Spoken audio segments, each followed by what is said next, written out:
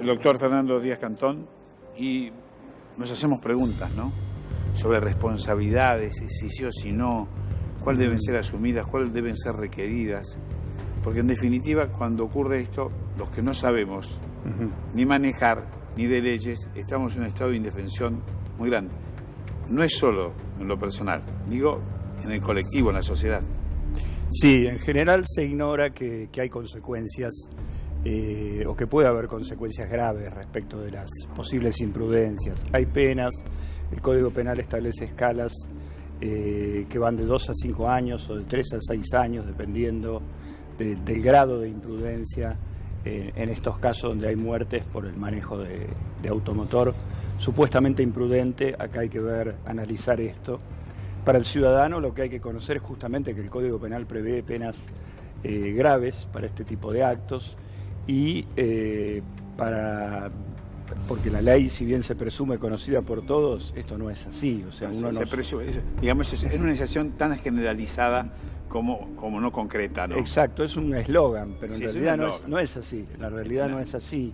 Entonces uno tiene que saber que estas consecuencias, más allá de las consecuencias patrimoniales, pueden existir y que además no solamente está la cuestión de la consecuencia, que incluye también una posible inhabilitación de 5 a 10 años para el uso para el conductor. Para la conducción, exactamente, solo para la conducción.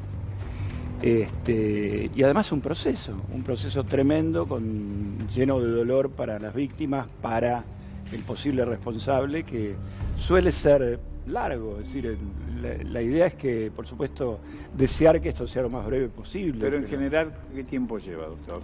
Y no menos de 3 años, entre apelaciones, y me estoy quedando corto. Es mucho, porque ¿no? Es mucho. Ya 3 años mucho. que usted se queda corto, ya sí, es mucho. Sí, es mucho, pero es así. Yo siempre digo que cuando nos hablan de los tiempos de la justicia, que a mí también me parece un eslogan, los tiempos de la justicia también debieran ya tomarse en cuenta que deben acomodarse a los tiempos de la sociedad.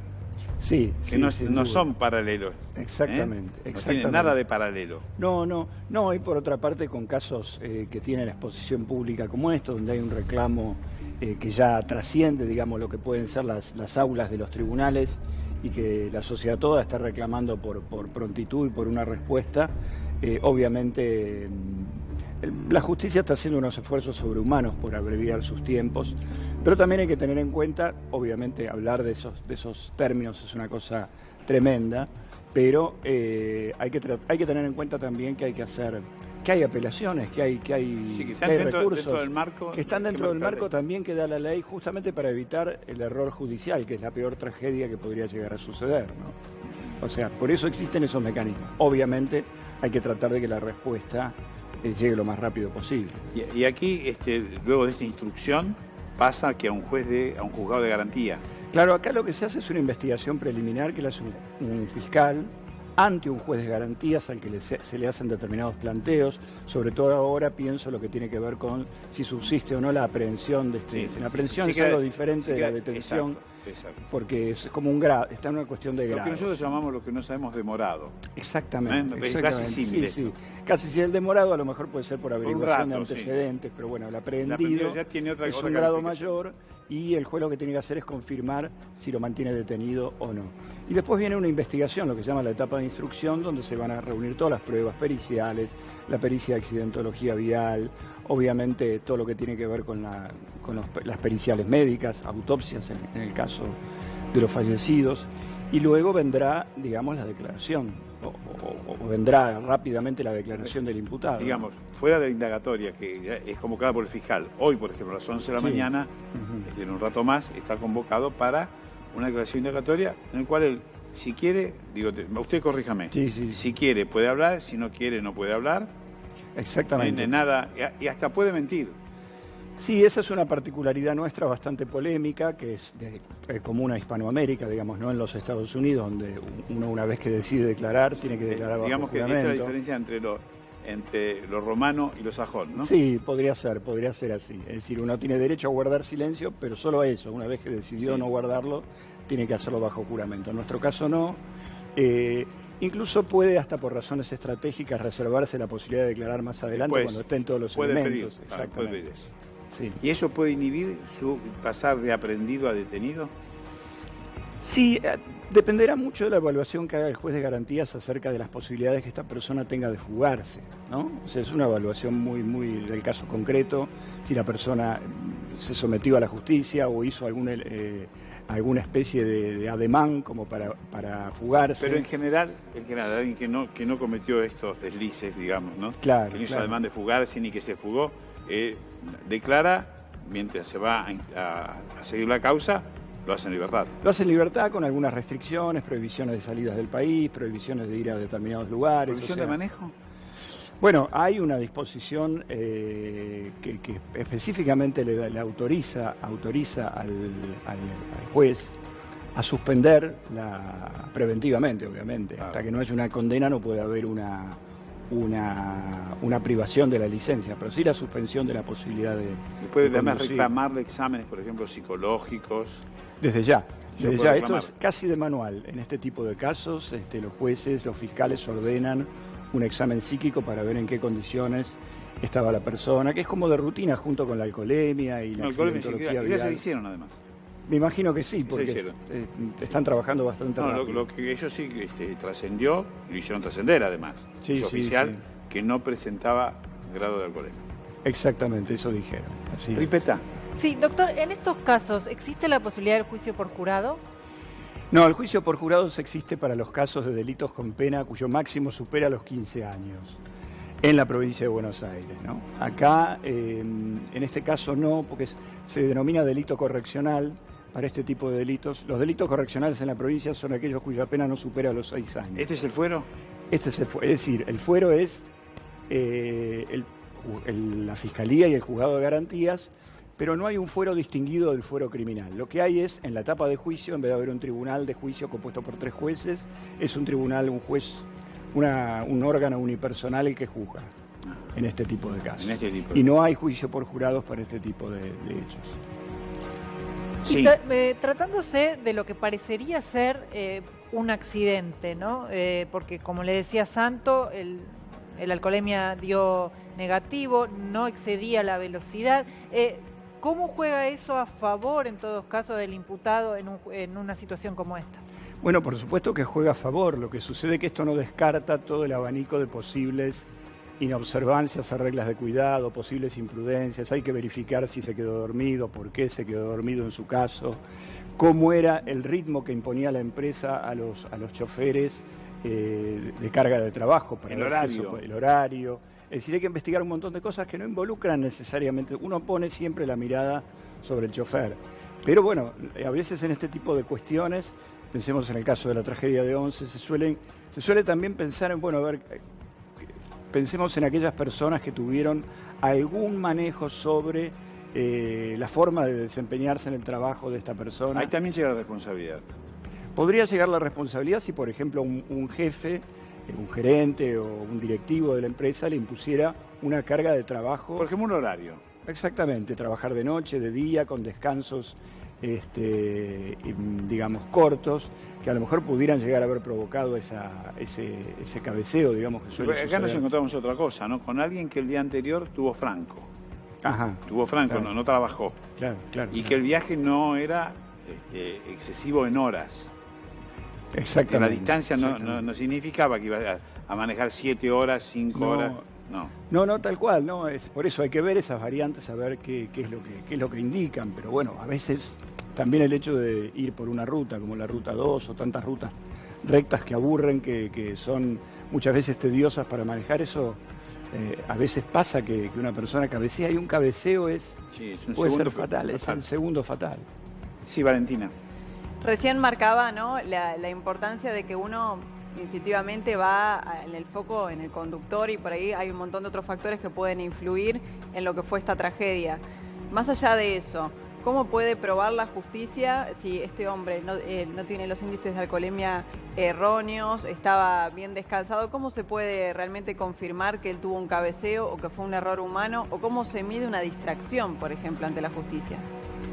Bueno, se mide como una inobservancia, un deber de cuidado. O sea, todo lo que sea dormirse, todo lo que sea cabecear, lo que sea una mera distracción, obviamente agarrar un celular, que no sé, me parece que en este caso Claro. no se dio esa situación. Llegada la hora de una tragedia como esta, se juzgan como inobservancia de normas de cuidado. Cuando no pasa nada, son inobservancia de normas de cuidado inocuas que nadie las sanciona. Incluso muchas ni siquiera tienen multa, es decir, el hecho de cabecear, el hecho de, digamos, distraerse no está castigado ni siquiera con multas, sí manejar el celular sin determinadas cosas. La verdad que todo esto influye. El problema es que muchas veces uno, sobre todo en esta sociedad tipo gran hermano que tenemos, lo deseable sería poder tener cámaras que filmen lo que va sucediendo, ¿no? Como ahora pusieron, tengo entendido, en las unidades de los ferrocarriles, es decir, cámaras que controlen qué es lo que pasa, los movimientos del chofer. Y esto nos llama la atención como para que desde los abogados, mire usted, ¿no?, pudiese iniciar también como un pedido o reclamarle a la justicia, como un colegiado. Señores, bueno, algo hay que reformar en esto. Algún tipo de medidas deben ser tomadas para garantizar que se pueda viajar achicando los riesgos. Sin duda. Acá se ve al abogado normalmente como el buitre que está, y no digo que no los haya, que está esperando que sucedan las desgracias para estar ahí, digamos, a disposición. Pero el colectivo de abogados, como, digamos, defensor de la ley, debe, creo yo, tratar, por ejemplo, de ver si estos micros de doble piso no implican un riesgo. Si en otros países están prohibidos, ¿por qué en el nuestro no? Porque esto obviamente lleva a estas situaciones, ¿no? Que un volanteo puede llegar a ser una catástrofe, cosa que en un auto común no sucede. Claro.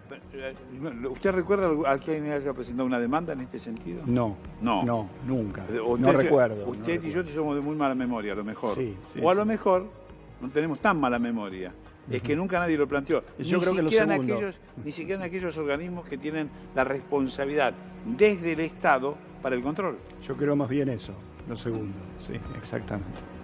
Porque no podemos dejar, esto nos tiene que enseñar algo, ¿no? Sí, de todo. De donde más se ha sacado provecho es de los accidentes aéreos. Uno tendría que mirar allí a ver, por ejemplo, en el caso de los aviones hay un área de descanso de los pilotos. Ningún piloto emprende un vuelo sin un descanso previo en un área específica destinada. O sea, hay un montón de protocolos que deberían adaptarse. También esto es el manejo de una cosa riesgosa, más allá de que vaya sobre tierra y no exista el riesgo de caída. Y de hecho hay más accidentes y más víctimas en los accidentes de tierra que en los accidentes aéreos. Por supuesto, sobre todo cuando se trata, no digo que esto no tenga que aplicarse a todos los vehículos, pero más en un caso donde uno lleva 20, 30, 40 personas, tiene a su cargo el cuidado de la vida de un montón de personas. Esto los choferes lo dicen, ¿eh? Yo tengo una responsabilidad, es el pasajero, es el pasajero que a mí me mantiene, claro, el que me da trabajo. Sí, es así. Y te lo tengo que cuidar. Es así. No es siempre gente que no se preocupa por esto. No, seguro, pero aún consciente frente a eso, contra un cabeceo por una... No hay absolutamente nada que hacer, porque además la desgracia que tiene este tipo de hechos es que no son dolosos, es decir, no son voluntarios. No. Claro. Es una desgracia también para el que... Obvio. El propio protagonista. Y de hecho se trata así, ¿no? Como un culposo y no doloso. Exactamente. Sí, Ripeta. Sí, justamente por eso le quería preguntar, doctor. Sabemos que la calificación puede cambiar y que quizás es prematuro hablar de esto, pero por ahora es homicidio culposo y lesiones. ¿Cuál sería la pena en expectativa para esta persona? Bueno, hablar de pena en expectativa es suponer que a esta persona le pueda llegar a caber una pena. Yo sería mesurado en esto. Lo que digo es que para esta hipótesis delito, que se está manejando hoy por hoy, sí, la pena podría ser entre 2 y 5 años. Esa sería la escala penal. Salvo que hubiera habido un exceso de velocidad por encima de los 30, más de 30 por encima de los permitidos, en cuyo caso se aplica la escala de 3 a 6 años. Que en principio no sería el caso porque... En principio no sería el caso porque, por lo menos yo de lo que leí, no vi que hubiera exceso de velocidad. Pero fíjese usted qué interesante. El hermano del chofer, que también maneja estos vehículos desde hace 28 años, el chofer desde hace 20, mire la visión que tiene él. Que un vehículo de estas características, que decía usted antes, de los 2 pisos, sí, es muy difícil poder dominarlo más allá de los 60, 70 kilómetros por hora. Y esto no está reglamentado. No hay nadie que se ocupe de esto. ¿No? Claro. Habría que determinar qué es, hasta cuándo se puede dominar este vehículo. Él contaba, cuando pasa, ¿y si se pinchó una goma? y se desinfló una goma y fue la causante de esta tragedia. Claro.